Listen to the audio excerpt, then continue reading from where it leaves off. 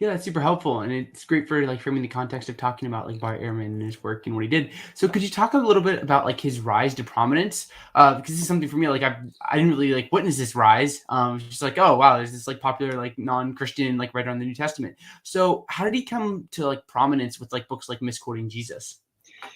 Yeah, he's a New Testament scholar at the University of North Carolina, Chapel Hill, and he's held that position for a long time. He's published works prior to his rise to prominence. What really brought him stardom, if you will, and he calls it luck. He uses the term luck. He was asked to come on to NPR radio for an interview back in the 2000s. And I think it was 2005, if I remember. Might be 06. And so he did this interview, and it went great. Okay. What was really interesting was then he got asked by a different show to also come on that same week. And it's extremely rare to be on NPR radio as a guest 2 times in the same week. So there was I think it was the Washington Post published an article about this mishap. And so this article comes out, and it gets the attention of The Daily Show, Jon Stewart, right, and his staff.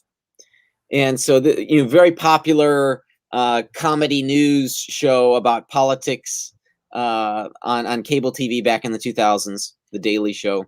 Eventually, Stephen Colbert took it over before Colbert took over the late night stuff at CBS. So he goes on The Daily Show, and that's sort of the firework, right? You're getting millions of views, and the book sales go off the charts. And this is when Amazon was just selling books.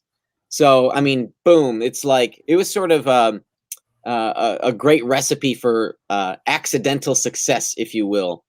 And really, I think that's what brought Ehrman a sort of pop level stardom.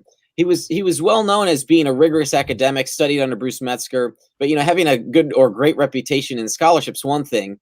To reach the average Joes on the street, the laymen Muslims who are studying your books because it helps them against the conservative Christianity, that's a whole nother thing.